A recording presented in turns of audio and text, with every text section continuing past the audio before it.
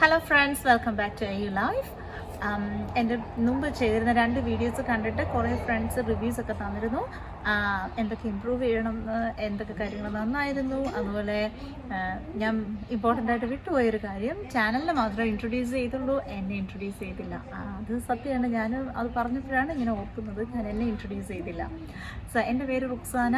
എന്നെ അറിയുന്ന എൻ്റെ ഫ്രണ്ട്സൊക്കെ കുറേ പേര് വിളിക്കുന്നത് രുക്കു എന്നാണ്. അപ്പം എനിക്ക് ഇഷ്ടമുള്ളത് വിളിക്കാൻ റുക്സാന ഓർ രുക്കു, ഏതായാലും കുഴപ്പമൊന്നുമില്ല. പിന്നെ ഇന്ന് നമ്മൾ ഉണ്ടാക്കുന്ന ഡിഷ് കപ്പ ബിരിയാണി. കപ്പ ബിരിയാണി എന്ന് പറയുമ്പോൾ അതൊരു ഒത്തിരി അങ്ങ് പുതിയ ഡിഷോ അല്ലെങ്കിൽ ആരും ട്രൈ ചെയ്തിട്ടില്ലാത്തതൊന്നുമല്ല. യൂട്യൂബിൽ തന്നെ ഒത്തിരി കപ്പ ബിരിയാണികൾ കിടപ്പുണ്ട്. നമ്മൾ ഉണ്ടാക്കുന്ന കപ്പ ബിരിയാണി അതിൽ നിന്നുള്ള വ്യത്യസ്തമായ രീതിയിലാണ് ഉണ്ടാക്കുന്നത്. കുറച്ച് മാറ്റങ്ങളൊക്കെ ഉണ്ട്. അതുപോലെ തന്നെ നല്ല ടേസ്റ്റിയാണ് നമ്മളിന്ന് ഉണ്ടാക്കാൻ പോകുന്ന കപ്പ ബിരിയാണി. സോ എല്ലാവരും കാണണം, എല്ലാവരും ട്രൈ ചെയ്ത് നോക്കണം. ബീഫ് ബ്രിസ്ക്കറ്റ് ആണ് ഇവിടെ എടുത്തിരിക്കുന്നത്. കപ്പ ബിരിയാണിക്ക് 750 grams ബീഫ് ബ്രിസ്ക്കറ്റ് എടുത്തിട്ടുണ്ട്. ബ്രിസ്ക്കറ്റ് എന്ന് പറയുമ്പോൾ എല്ലും കൂടി ചേർന്ന പീസസ് ആയിട്ട് വരും.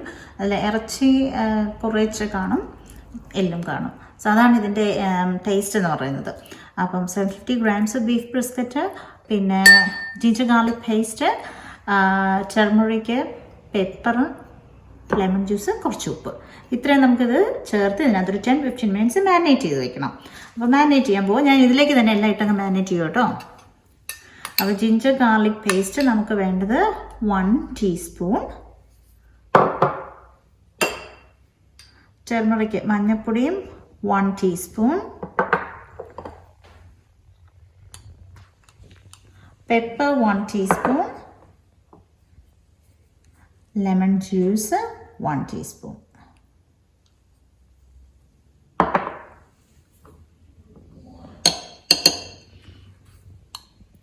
ഉപ്പ് 1 ടീസ്പൂൺ.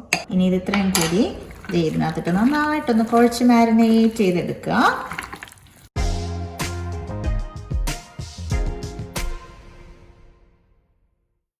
അപ്പോൾ നമ്മൾ ബ്രിസ്ക്കറ്റ് മാരിനേറ്റ് ചെയ്യാൻ വെച്ചു. ഇനി നമ്മൾ ഈ ബ്രിസ്ക്കറ്റ് വേവിച്ചെടുക്കാൻ വേണ്ടി വഴട്ടി ചേർക്കേണ്ട ഇൻഗ്രീഡിയൻസ് എല്ലാം എന്തൊക്കെയാണെന്ന് ഞാൻ കറക്റ്റ് അളവ് സഹിതം ഇപ്പോൾ പറയാം കേട്ടോ. അപ്പം നമ്മൾ ആദ്യമായിട്ട് എടുക്കുന്നതെന്ന് പറഞ്ഞു കഴിഞ്ഞാൽ 2 large സവാളയാണ് ഇവിടെ എടുത്തിരിക്കുന്നത്.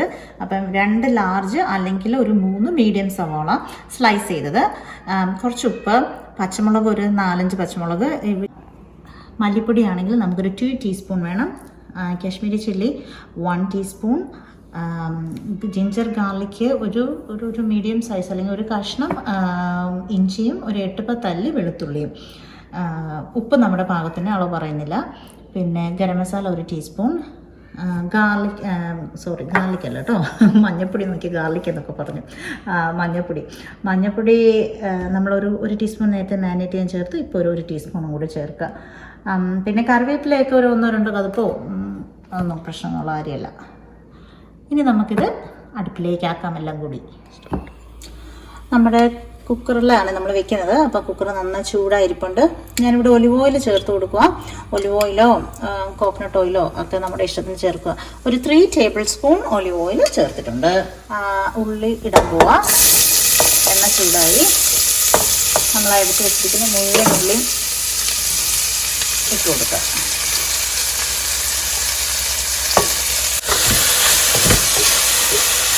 ഈ ഉള്ളി ഒന്ന് വഴണ്ട് വരണം, എന്നിട്ടേ നമ്മൾ അടുത്ത ഇൻഗ്രീഡിയൻസ് എല്ലാം ചേർക്കത്തുള്ളൂ. സോ അത് വളരെ ഇച്ചിരി ഉപ്പ് ഇട്ടിട്ട് അരച്ച് വെച്ച് കഴിഞ്ഞാൽ ഉള്ളി പെട്ടെന്ന് വഴണ്ട് വരും.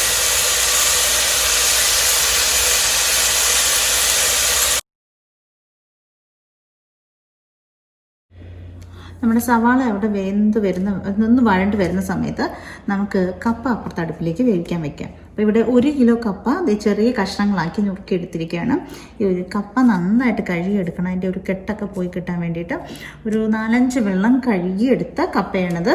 നിങ്ങൾക്ക് കാണാം, കപ്പ ഇട്ടിട്ടുണ്ട്, അതിനേക്കാളും കുറച്ച് മുകളിലേക്ക് വെള്ളം നിൽക്കണം.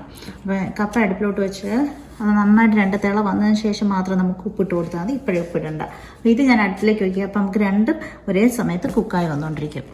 നമ്മുടെ ഉള്ളി ഒരുവിധം നന്നായിട്ട് വഴണ്ട് വന്നിട്ടുണ്ട്. ഈ ഒരു സ്റ്റേജ് ആകുമ്പോഴേക്കും നമ്മൾ ജിഞ്ചർ ഗാർലിക് പേസ്റ്റ് അല്ല, ക്രഷ്ഡാണ്, അതിട്ട് കൊടുത്തു.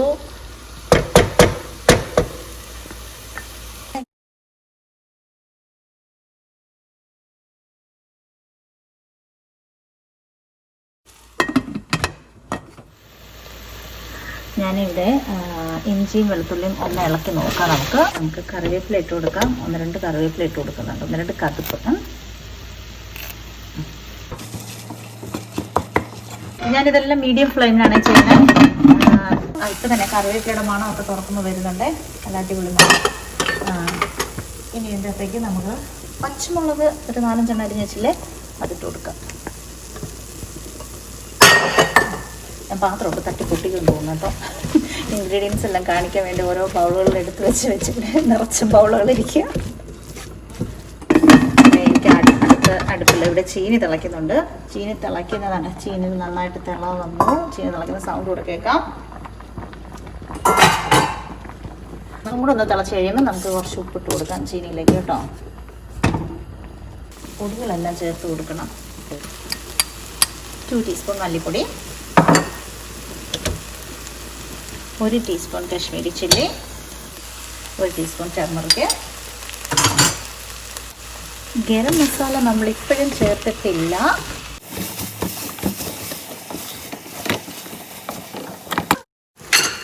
നമുക്ക് ചീനിയിലേക്ക് കുറച്ച് ഉപ്പിട്ട് കൊടുക്കാം. ഞാൻ കുറച്ച് തീ പോയപ്പോൾ ഞാൻ കുറച്ച് വെച്ചായിരുന്നു. ചീനി ഇവിടെ നന്നായിട്ട് 2-3 തിളയൊക്കെ വന്ന് സിമ്മറിൽ കിടക്കുക. ഞാൻ 1/2 ടീസ്പൂൺ മഞ്ഞൾപ്പൊടി ഇട്ടു. ഇച്ചിരി കൂടി ഒന്നാവണം. ഇതൊക്കെ ഞാൻ ചീനി ഊറ്റാൻ പോവാണ്. ഫ്ലെയിം ഓഫ് ചെയ്തു. ഇതിപ്പോൾ ബ്രിസ്കറ്റ് ഇട്ട് കൊടുത്തിട്ട് ഈ മസാലയിൽ പിടിക്കാൻ ഇതേ ഫ്ലെയിമിൽ, ഇതൊരു മീഡിയം ഫ്ലെയിമിൽ കുറച്ച് നേരം അടച്ചു വയ്ക്കും. ഒന്നും കൂടെ ഒന്ന് ഇളക്കി അടയ്ക്കുക. നമ്മൾ കുറച്ച് വറുത്ത് അരച്ച് ചേർക്കുന്നുണ്ട്. ആ വറുത്ത് അരച്ച് ചേർക്കുന്നത് എന്തൊക്കെയാണെന്നുള്ളത് ഇപ്പോൾ പറയാം. ഡ്രൈ ഷ്രെഡഡ് കോക്കനട്ട് കിട്ടും. നാട്ടിലാണെങ്കിൽ ഡ്രൈ ഷ്രെഡഡ് കോക്കനട്ട് കിട്ടുമെന്ന് എനിക്കറിയത്തില്ല. നമ്മുടെ പച്ചത്തേങ്ങ എടുത്താൽ മതി. പച്ചത്തേങ്ങ എടുത്തിട്ട് ഒന്ന് ഉണക്കി ഒന്ന് നന്നായിട്ട് വറുത്തെടുക്കണം. ഒരു 10 ഗ്രാമ്പൂ, ഒരു മീഡിയം സൈസ് പട്ട, പിന്നെ ഒരു 10 ഏലക്ക, 1 ടീസ്പൂൺ പെപ്പർ എടുത്തിട്ടുണ്ട്. പിന്നെ ഒരു 4-5 വറ്റൽമുളക്, ഒരു 3 ടേബിൾ സ്പൂൺ മല്ലി, ഒരു 10 ചെറിയ ഉള്ളി അരിഞ്ഞത്. ഇത്രയും കൂടി നമുക്ക് വറുത്തെടുക്കണം. അത് ഓരോന്നും എങ്ങനെ വറുത്തെടുക്കുക എന്നുള്ളത് ഇപ്പോൾ കാണിക്കാം. നമുക്ക് വറുക്കാൻ വേണ്ടിയുള്ള വെക്കാനായിട്ട് ഞാനൊരു പാൻ വെച്ച് ചൂടാക്കി അതിലേക്ക് നമ്മൾ ഡ്രൈ ആയിട്ടുള്ള മല്ലി ഇട്ടു. 3 ടേബിൾ സ്പൂൺ മല്ലി, 1 ടേബിൾ സ്പൂൺ പെപ്പർ, 4-5 വറ്റൽമുളക്, പിന്നെ ഏലക്ക, പട്ട, ഗ്രാമ്പൂ, അത്രയും കൂടി ഇട്ട് ഇളക്കി ഒന്ന് മൂത്ത് വരട്ടെ. ചെറുതായിട്ടൊന്ന് മൂക്കുമ്പോഴേക്കും അതിലേക്ക് നമുക്ക് തേങ്ങ ഇട്ട് കൊടുക്കാം. ഞാൻ തീ കുറച്ച് വയ്ക്കുക. ഇനി അവിടെ ചെറിയ ഉള്ളിയും കൂടി ഇട്ട് കൊടുക്കാനുണ്ടായിരുന്നു. അപ്പോൾ അതും കൂടി ഇട്ടു. കുക്കർ നന്നായിട്ട് ആവി വരുന്നുണ്ട്. നമ്മൾ അടച്ചു വെച്ചിട്ട് ഒരു ഫുൾ ഫ്ലെയിമിൽ 3 വിസിലും, ലോ ഫ്ലെയിമിൽ, മീഡിയം ഫ്ലെയിമിൽ ഒരു 3 വിസിലും. ഡിപ്പെൻസ് ഓൺ നമുക്ക് എത്രത്തോളം വേവുണ്ടെന്നുള്ളത്. ഇവിടുത്തെ ബ്രിസ്ക്കറ്റ് ഒത്തിരി ഒന്നും വേവില്ല, അതുകൊണ്ട് അത് മതി. ബ്രിസ്ക്കറ്റിൻ്റെ വിസിൽ അവിടെ ബാക്ക്ഗ്രൗണ്ടിൽ കേൾക്കും കേട്ടോ. അപ്പം ചീനിക്ക് വേണ്ടിയിട്ട് നമ്മളൊരു അരപ്പ് തയ്യാറാക്കണം ചെറുതായിട്ട്. അപ്പോൾ അതിനൊരു പിടി തേങ്ങ, 4 പച്ചമുളക്, 2-3 വെളുത്തുള്ളി, ഇത്രയും കൂടി ചതച്ച് ഈ അരപ്പ് ചീനിയിലിട്ടിട്ട് ചീനിയിൽ ഒന്ന് അരപ്പ് പിടിക്കണം. ഞാനൊന്ന് അരച്ചുകൊണ്ട് വരാം.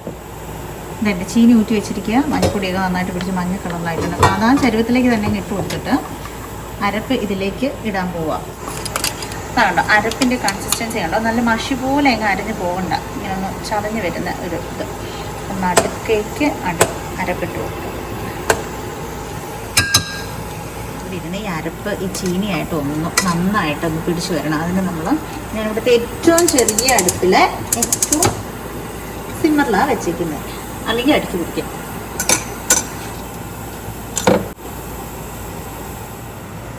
നമുക്ക് വറുത്ത് അരച്ച് ഒഴിക്കാനുള്ള അരപ്പ് എല്ലാം നല്ല മൂത്തിരിക്കുകയായിരുന്നു. ഞാൻ ആറാൻ വെച്ചിരുന്നു. അതിപ്പോൾ നന്നായിട്ട് തണുത്തു. ഇനി ഇതിനെ ഒന്ന് അരച്ചെടുക്കണം. ആദ്യം ഒന്ന് ക്രഷ് ചെയ്ത് പൊടിച്ചെടുക്കും, എന്നിട്ട് നമ്മൾ വെള്ളമൊഴിച്ച് അരയ്ക്കുള്ളൂ. അരപ്പിനെ നന്നായിട്ടൊന്ന് പൊടിച്ചെടുത്തിട്ടുണ്ട്. ഇനി ഇതിനെ വെള്ളമൊഴിച്ച് അരച്ച് കൊണ്ടുവരാം. അപ്പോഴേക്കും നമ്മൾ ബ്രിസ്ക്കറ്റ് ബിസ്ക്കറ്റ് അല്ല റെഡിയായിരിക്കും കേട്ടോ. 1 ലിറ്റർ മാറിപ്പോയി അല്ലേ. വിസിലെല്ലാം വന്നു കഴിഞ്ഞു, ആവിയെല്ലാം പോയി കഴിഞ്ഞു. ഞാനിത് തുറക്കാൻ പോവാം. ഇവിടെ നമ്മളൊരു തുള്ളി വെള്ളം പോലും ഒഴിച്ചു കൊടുക്കാതെ വെച്ച ബിസ്ക്കറ്റാണ്. എന്നിട്ടും കണ്ടോ ഇതിനിറങ്ങുന്ന വെള്ളം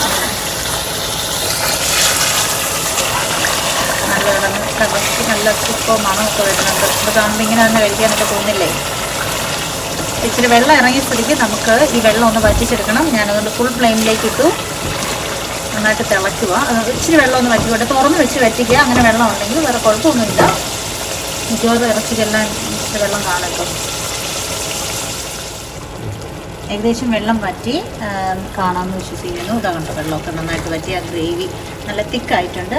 ഇതിലേക്ക് നമ്മൾ അരച്ച് വെച്ചിരിക്കുന്ന അരപ്പ്, തേങ്ങയും വെള്ളം കൂടി വറുത്തരച്ച അരപ്പ. ഈ അരപ്പ് ഇതിലേക്ക് മിക്സ് ചെയ്ത് കൊടുക്കും. അതൊന്ന് മിക്സായി കിട്ടാനായിട്ട് നമ്മളിതെല്ലാം കൂടി മിക്സ് ചെയ്ത് ഒരു 10 മിനിറ്റ് ലോ ഫ്ലെയിമിൽ വെക്കുക. അത് കഴിയുമ്പോൾ എല്ലാം റെഡിയായി. പിന്നെ നമുക്കൊന്ന് മിക്സ് ചെയ്യേണ്ട കാര്യം മാത്രമേ വരുന്നുള്ളൂ. ഈ കപ്പയും കൂടി നമുക്കല്ലേ ലോ ഫ്ലെയിം. കപ്പ കണ്ട് ഞാനത് മിക്സ് ചെയ്ത് വെച്ചു. നമ്മൾ ഊറ്റി വെച്ചിരുന്നു. അരപ്പൊക്കെ ഇട്ടിട്ട് ഞാനത് മിക്സ് ചെയ്ത് വെച്ചിരിക്കുക. ഇനി ഇത് റെഡി ആയി കഴിഞ്ഞാൽ അതും കൂടി ഒന്ന് ലെയർ ചെയ്യാം നമുക്ക്. അത് ഞാൻ കാണിച്ചു തരാം. ഇതാണ്ട് അരപ്പെല്ലാം നന്നായിട്ട് അതിൽ തിളച്ച്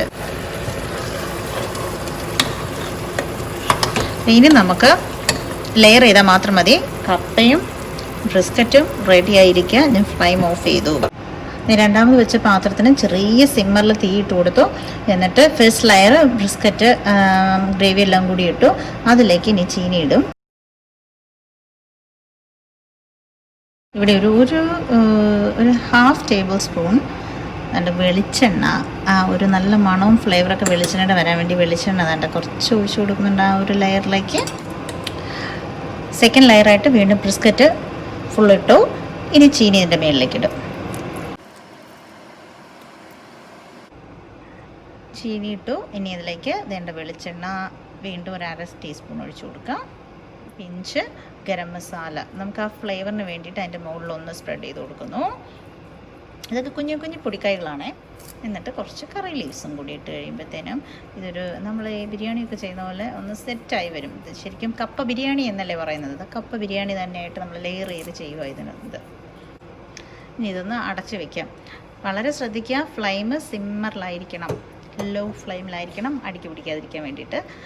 അടി കട്ടിയുള്ള പാത്രം എടുത്താൽ അത്രയും നല്ലത്. അടച്ചു വെച്ച് ഒരു 10 മിനിറ്റിനകത്ത് നമുക്കിത് റെഡിയാവും. റെഡി ടു ബി സെർവ്ഡ് ആണ് കേട്ടോ. 10 മിനിറ്റ് അടുപ്പിൽ വെച്ച് കഴിഞ്ഞു. ഇതേ നമ്മൾ എന്നിട്ട് ഞാനിതൊന്ന് മിക്സ് ചെയ്തു. കണ്ടോ, കപ്പ ബിരിയാണി മിക്സ് ചെയ്ത് നല്ല ആ തേങ്ങയൊക്കെ അരച്ച് ചേർത്തതിൻ്റെ എണ്ണയൊക്കെ തെളിഞ്ഞ് ഇങ്ങനെ ഇടയ്ക്ക് കാണാം. ഇനി ഇത് ഞാനൊരു സെർവിങ് ഡിഷിലേക്ക് മാറ്റാണ്. അപ്പം എല്ലാവരും ട്രൈ ചെയ്ത് നോക്കണം.